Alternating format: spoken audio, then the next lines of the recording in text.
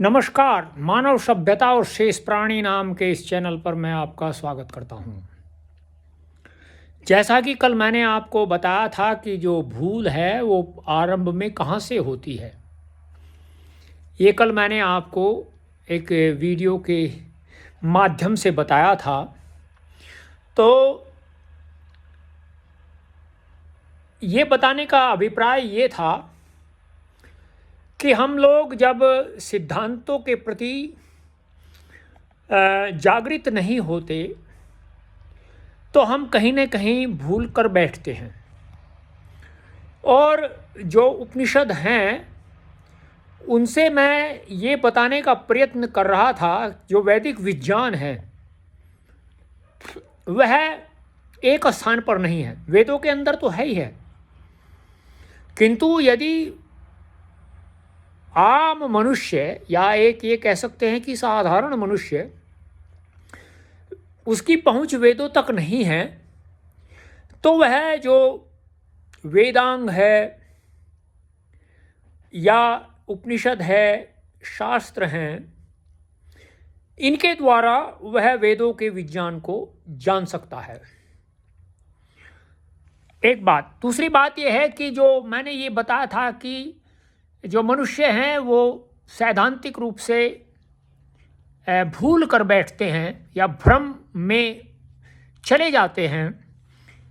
उसका कारण यही है कि सिद्धांत उनसे दूर हो जाता है।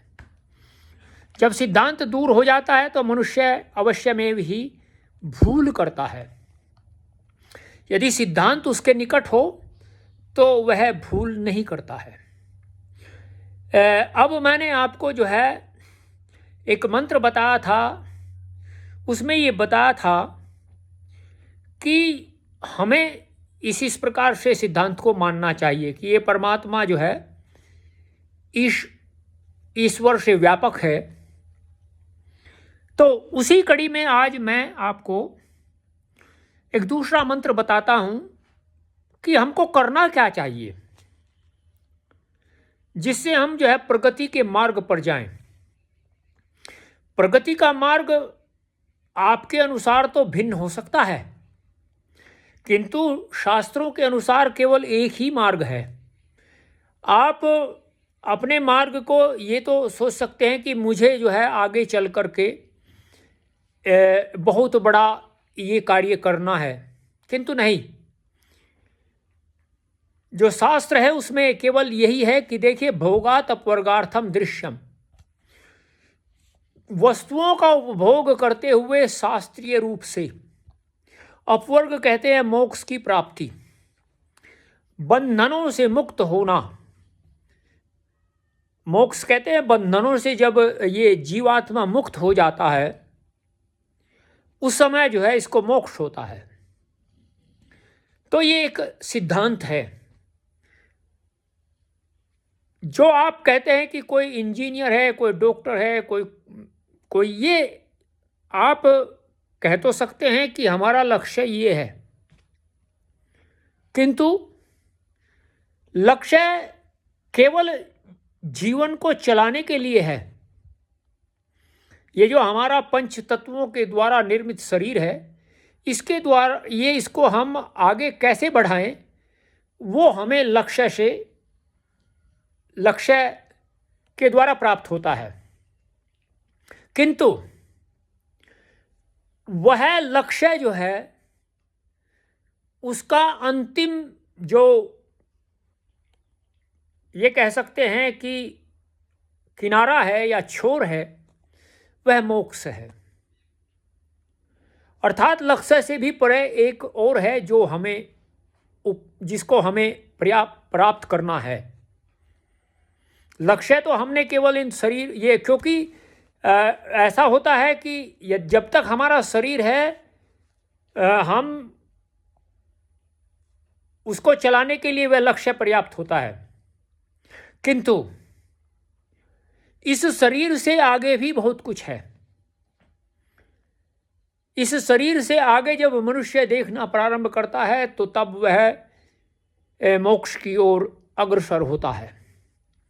जब तक वह इस शरीर को देखता है तब तक वह केवल लक्ष्य को देखता है, और जब वह इस शरीर से आगे सोचना प्रारंभ करता है तब वह कैवल्य को देखता है, मुक्ति को देखता है, समाधि को देखता है।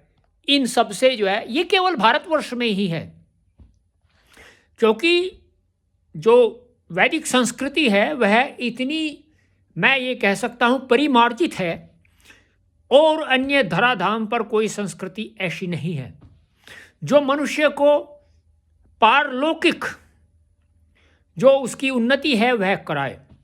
केवल यही लौकिक उन्नति भी बहुत सारी संस्कृतियां नहीं कराती, किंतु जो पारलौकिक उन्नति है वह यदि कोई कराए तो वह केवल वैदिक संस्कृति ही है। उसका मैं एक उदाहरण देता हूं।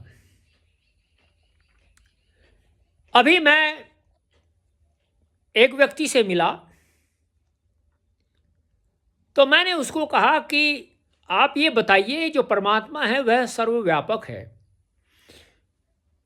या ये कह सकते हैं कि उसके अनुसार जर्रे जर्रे में परमात्मा है। वह बोलता है जर्रे जर्रे, मैं नहीं बोलता, मैं बोलता हूं जर्रा जर्रा परमात्मा में है।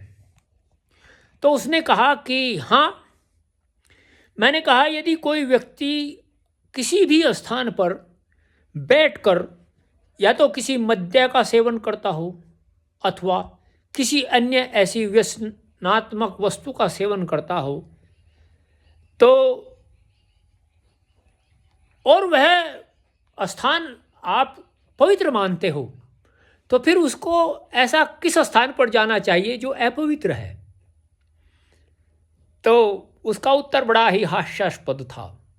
उसने कहा कि जैसे ही वो ये कार्य करता है तो जो परमात्मा की सर्वव्यापकता है वो समाप्त हो जाती है। देखिए कितना सुंदर वो जो है, उसकी सोच का मुझे आश्चर्य हुआ। मैंने कहा देखिए कैसी सोच है इसकी। तो खैर मैं आपको आता हूं उस पर ही। ईशोपनिषद का दूसरा मंत्र है कुर्वन्ने वेह कर्माणि जिजी विशेषतम समान एवं त्वयि नान्यथे तो वस्तु न कर्म लिप्यते नरे। गीता में भी यह आता है। इसका अभिप्राय है कि यहाँ कर्मों को करता हुआ 100 वर्ष तक जीने की इच्छा करे। इस प्रकार तुझ मनुष्य में कर्म लिप्त नहीं होता, इससे भिन्न और कोई मार्ग नहीं है। एक जो है मंत्र आता है संध्या में, तच्चक्षुर्देव हितम पृष्ठाच्यु कर्मुच्चरत पश्येम श्रद्धे शतम जीवेम श्रद्धे शतम शृणुयाम श्रद्धे शतम। तो ये इस प्रकार का एक मंत्र आता है। तो इस मंत्र में 100 वर्ष तक जो है, और अंत में आता है श्रद्धेः शतात्। इस प्रकार से आता है कि 100 वर्ष से आगे भी जाए मनुष्य, तो मनुष्य 100 वर्ष तक जीने की इच्छा करे, फल की आकांक्षा ना करे। ये सिद्धांत है। सर्वप्रथम ये मैं ये कह सकता हूँ, सर्वप्रथम तो नहीं है कि यह द्वितीय सिद्धांत है, क्योंकि यह जो उपनिषद है इसके जो पहले 3 मंत्र है वे मनुष्य को सिद्धांत बताते हैं, और सिद्धांत भी उनमें 5 जो कर्तव्य हैं वह बताते हैं। वह कर्तव्य ये हैं कि यदि कोई मनुष्य उस कर्तव्य को करता है तो वह ही जो है मोक्ष की ओर आगे बढ़ने का अधिकारी होता है, अन्यथा आप यहीं डोलते रहेंगे। जैसे घड़ी का जो एक वो दीवार पर टंगने वाली घड़ी होती है, उसका जो वो एक नीचे लटकता हुआ दोलन होता है, वह कभी इधर जाता है कभी इधर जाता है। मनुष्य इसी प्रकार से डोलता रहेगा। तो हमें ये ध्यान रखना चाहिए, सदैव ध्यान रखना चाहिए कि क्या हम उन सिद्धांतों का पालन कर रहे हैं। यदि हम उन सिद्धांतों का पालन नहीं कर रहे हैं तो हम अवश्य में भी भ्रम की स्थिति में हैं। हमें उससे निकलना चाहिए। यदि हमें अधिकारी बनना है अच्छे कर्मों का, अच्छे कर्मों का यदि अधिकारी बनना है तो हमें उस भ्रम की स्थिति से बाहर आना चाहिए। तो और यदि हमें अधिकारी नहीं बनना है तो फिर आप तो कुछ ही कर सकते हैं, फिर तो आप इन सब बातों से कितना भी दूर रहें, बहुत सारे लोग रहते हैं। तो आज इतना ही।